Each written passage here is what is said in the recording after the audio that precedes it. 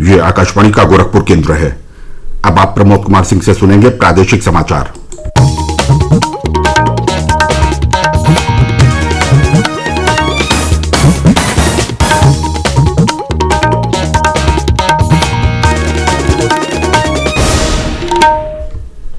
पहले मुख्य समाचार। केंद्र सरकार ने कंटेनमेंट क्षेत्र से बाहर के इलाकों को चरणबद्ध तरीके से फिर खोलने के लिए दिशा निर्देश जारी किए। धार्मिक स्थल, होटल, रेस्तरां, आतिथ्य सेवा और शॉपिंग मॉल 8 जून से खुलेंगे। कंटेनमेंट क्षेत्रों में लॉकडाउन 30 जून तक यथावत जारी रहेगा। कल से राज्यों में और राज्यों के बीच आवागमन पर कोई प्रतिबंध नहीं होगा। प्रधानमंत्री नरेंद्र मोदी ने अपनी सरकार के दूसरे कार्यकाल का पहला वर्ष पूरा होने पर देशवासियों को पत्र लिखा। कोविड-19 महामारी से निपटने के लिए देश का संकल्प दोहराया। प्रधानमंत्री आकाशवाणी पर आज दिन में 11 बजे मन की बात कार्यक्रम से देश विदेश के लोगों के साथ अपने विचार साझा करेंगे। और प्रदेश में पिछले 24 घंटों के दौरान कोरोना संक्रमण से 241 मरीज स्वस्थ हुए।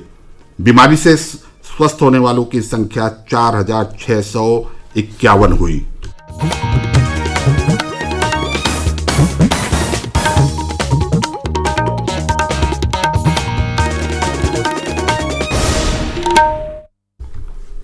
अब समाचार विस्तार से। केंद्रीय गृह मंत्रालय ने कंटेनमेंट क्षेत्रों से बाहर के इलाकों में प्रतिबंधित गतिविधियां चरणबद्ध तरीके से फिर खोलने के बारे में नए दिशा निर्देश जारी किए हैं। कंटेनमेंट क्षेत्रों में राष्ट्रव्यापी लॉकडाउन 30 जून तक बढ़ा दिया गया है, लेकिन दिशा निर्देशों में कहा गया है कि इन क्षेत्रों से बाहर चरणबद्ध तरीके से लॉकडाउन खोलने की अनुमति होगी। नए दिशा निर्देशों के अंतर्गत पहले चरण के दौरान 8 जून से पूजा स्थलों, होटलों, रेस्तरां और अन्य आवाभगत सेवाओं तथा शॉपिंग मॉल्स में लोगों के प्रवेश की अनुमति होगी। दूसरे चरण में राज्यों और केंद्र शासित प्रदेशों से सलाह मशविरा करने के बाद स्कूल, कॉलेज, शैक्षिक प्रशिक्षण और कोचिंग संस्थानों को खोलने पर विचार किया जाएगा। नए दिशा निर्देशों के अनुसार देश भर में केवल कुछ ही गतिविधियों पर प्रतिबंध रहेगा। इनमें अंतर्राष्ट्रीय विमान सेवा, मेट्रो रेल का परिचालन, सिनेमा हॉल, जिम, तरणताल, मनोरंजन पार्क, रंगमंच, बार और सभागार तथा इसी तरह के अन्य स्थल शामिल हैं। सामाजिक, राजनीतिक, खेल, मनोरंजन, साहित्यिक, सांस्कृतिक, धार्मिक और अन्य भीड़ वाले सम्मेलन भी प्रतिबंधित रहेंगे। तीसरे चरण में स्थिति का आकलन करने के बाद इन गतिविधियों को खोलने की तिथि के संबंध में निर्णय किया जाएगा। सरकार ने कल से राष्ट्रव्यापी पूर्णबंदी खोलने के पहले चरण की घोषणा कर दी है। लॉकडाउन का चौथा चरण आज समाप्त हो रहा है। राज्य सरकारों और केंद्र शासित प्रदेशों के प्रशासन द्वारा निर्धारित कंटेनमेंट जोन को छोड़कर देश के बाकी क्षेत्रों में कल से लॉकडाउन खोलने का पहला चरण शुरू होगा। ग्रीन और ऑरेंज जोन में सुबह 5 बजे से रात 9 बजे तक कुछ गतिविधियों को छोड़कर सभी गतिविधियों की अनुमति होगी। बाकी गतिविधियां 8 जून से चरणबद्ध ढंग से खोली जाएंगी। कल से राज्यों में और राज्यों के बीच आवागमन पर कोई प्रतिबंध नहीं होगा, लेकिन राज्य सरकारों को इस संबंध में नियम बनाने की छूट होगी। कंटेनमेंट जोन में आवश्यक गतिविधियों को छोड़कर 30 जून तक संपूर्ण लॉकडाउन जारी रहेगा। 65 वर्ष से अधिक, अन्य बीमारियों से जूझ रहे व्यक्तियों, गर्भवती महिलाओं और 10 वर्ष से कम उम्र के बच्चों को घर में ही रहने की सलाह दी गई है। गृह मंत्रालय ने प्रत्येक व्यक्ति को अपने मोबाइल फोन में आरोग्य सेतु ऐप डाउनलोड करने की सलाह दी गई है। प्रधानमंत्री नरेंद्र मोदी ने अपने दूसरे कार्यकाल का पहला वर्ष पूरा होने के अवसर पर कल देशवासियों को पत्र लिखा। प्रधानमंत्री ने पत्र में अपनी सरकार की उपलब्धियों का उल्लेख किया और कोविड-19 महामारी से निपटने में देश का संकल्प दोहराया। देशवासियों की आशाओं, आकांक्षाओं की पूर्ति करते हुए हम तेज गति से आगे बढ़ ही रहे थे कि कोरोना वैश्विक महामारी ने भारत को भी घेर लिया। एक और जहां अत्याधुनिक स्वास्थ्य सेवाओं और विशाल अर्थव्यवस्था वाली विश्व की बड़ी बड़ी महाशक्तियां हैं, वहीं दूसरी ओर इतनी बड़ी आबादी और अनेक चुनौतियों से घिरा हमारा भारत है। कई लोगों ने आशंका जताई थी कि जब कोरोना भारत पर हमला करेगा तो भारत पूरी दुनिया के लिए संकट बन जाएगा, लेकिन आज सभी देशवासियों ने भारत को देखने का नजरिया बदलकर रख दिया है।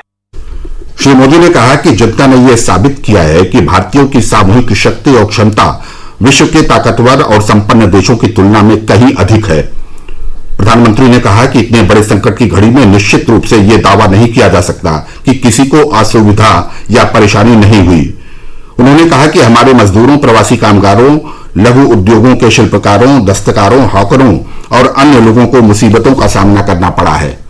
श्री मोदी ने कहा कि हम उनकी परेशानी कम करने के लिए एकजुट और प्रतिबद्ध होकर काम कर रहे हैं। श्री मोदी ने इस बात पर बल दिया कि वक्त की ये जरूरत है कि हम आत्मनिर्भर बने और हमें अपनी क्षमताओं के आधार पर अपने रास्ते पर आगे बढ़ना होगा। प्रधानमंत्री ने कहा कि पिछले एक वर्ष में सरकार के कुछ फैसलों की व्यापक चर्चा हुई और वे सार्वजनिक विचार विमर्श का केंद्र रहे। उन्होंने कहा कि अनुच्छेद 370 को निरस्त करने से राष्ट्रीय एकता और एकीकरण की भावना ज्यादा मजबूत हुई।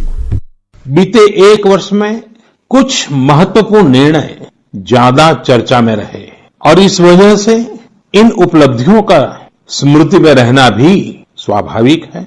राष्ट्रीय एकता, अखंडता के लिए आर्टिकल 370 की बात हो, सदियों पुराने संघर्ष के सुखद परिणाम राम मंदिर निर्माण की बात हो, आधुनिक समाज व्यवस्था में रुकावट बना ट्रिपल तलाक हो या फिर भारत की करुणा का प्रतीक नागरिकता संशोधन कानून हो, ये सारी उपलब्धियां आप सभी को स्मरण है।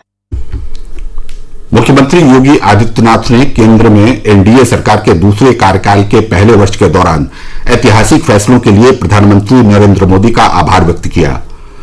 उन्होंने कहा कि जम्मू कश्मीर से अनुच्छेद 370 को समाप्त कर सरकार ने एक भारत श्रेष्ठ भारत के सपने को साकार किया है।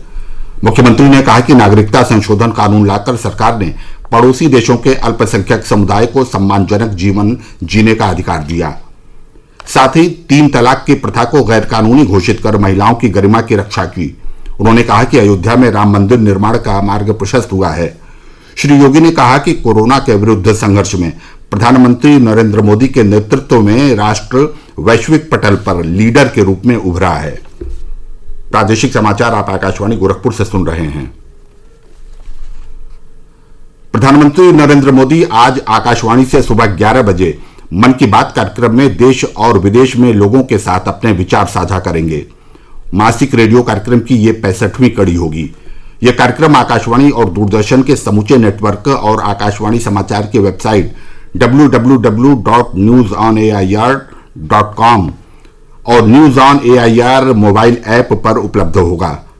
आकाशवाणी के प्रादेशिक केंद्रों से कार्यक्रम का क्षेत्रीय भाषाओं में शाम 8 बजे पुनर्प्रसारण किया जाएगा।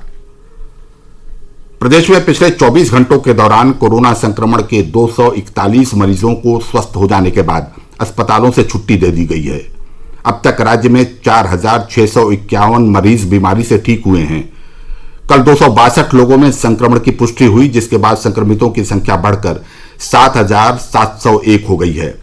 प्रदेश में कल 12 मरीजों की मृत्यु के बाद मृतकों की तादाद 213 पहुंच गई है। राज्य में सक्रिय मामलों की संख्या 2,837 है। स्वास्थ्य सेवा निदेशालय की ओर से कल शाम जारी विज्ञप्ति में बताया गया है कि अमेठी जिले में सर्वाधिक 43 नए मरीज मिले हैं, जिसके बाद यहां संक्रमित व्यक्तियों की संख्या बढ़कर 132 हो गई है। गौतमबुद्ध नगर में 23, गाजियाबाद में 17, मुरादाबाद कन्नौज में 12-12, मेरठ बस्ती में 11-11 और बागपत में 10 लोगों में कोरोना संक्रमण की पुष्टि हुई है। देश में कोविड-19 संक्रमण के रोगियों की संख्या 1,73,763 हो गई है। लेकिन एक अच्छी बात यह है कि रोगियों के स्वस्थ होने की दर बढ़कर 47% से अधिक हो गई है। अभी तक 82,370 रोगियों को पूरी तरह स्वस्थ होने के बाद अस्पतालों से छुट्टी दी जा चुकी है। प्रदेश के कई इलाकों में पिछले 24 घंटों के दौरान तेज आंधी, बारिश और ओलावृष्टि से बड़ी संख्या में जानमाल का नुकसान हुआ है। कन्नौज जिले में तूफान के कारण बड़ी संख्या में पेड़ उखड़ गए और बिजली के खंभे टूट गए। कई स्थानों पर दीवार ढहने से मकानों के क्षतिग्रस्त होने के भी समाचार हैं। जिले में तूफान से अलग अलग घटनाओं में 5 लोगों की मृत्यु हुई और 35 से ज्यादा लोग घायल हुए। कौशाम्बी के सैनी थाना क्षेत्र के अझुआ में आकाशीय बिजली गिरने से एक व्यक्ति की मृत्यु हुई और एक बच्ची झुलस गई। जौनपुर जिले के जाफराबाद थाना क्षेत्र के अहमदपुर बधवा में आकाशीय बिजली गिरने से एक व्यक्ति की मृत्यु हो गई और 4 अन्य झुलस गए।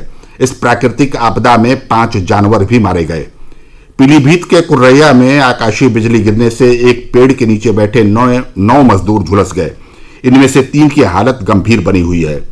इसके अलावा गोरखपुर, अयोध्या, आजमगढ़, भदोही, फतेहपुर, चंदौली, बलिया और आसपास के क्षेत्रों में तेज आंधी के साथ वर्षा होने के समाचार हैं। और अंत में बुलेटिन के मुख्य समाचार एक बार फिर। केंद्र सरकार ने कंटेनमेंट क्षेत्रों से बाहर के इलाकों को चरणबद्ध तरीके से फिर खोलने के लिए दिशा निर्देश जारी किए। धार्मिक स्थल, होटल, रेस्तरां, आतिथ्य सेवा और शॉपिंग मॉल 8 जून से खुलेंगे। कंटेनमेंट क्षेत्रों में लॉकडाउन 30 जून तक यथावत जारी रहेगा। कल से राज्यों में और राज्यों के बीच आवागमन पर कोई प्रतिबंध नहीं होगा। प्रधानमंत्री नरेंद्र मोदी ने अपनी सरकार के दूसरे कार्यकाल का पहला वर्ष पूरा होने पर देशवासियों को पत्र लिखा। कोविड-19 महामारी से निपटने के लिए देश का संकल्प दोहराया। प्रधानमंत्री आकाशवाणी पर आज दिन में 11 बजे मन की बात कार्यक्रम से देश विदेश के लोगों के साथ अपने विचार साझा करेंगे। और प्रदेश में पिछले 24 घंटों के दौरान कोरोना संक्रमण से 241 मरीज स्वस्थ हुए। बीमारी से स्वस्थ होने वालों की संख्या 4,651 हुई। इसके साथ ही यह समाचार बुलेटिन समाप्त हुआ। नमस्कार।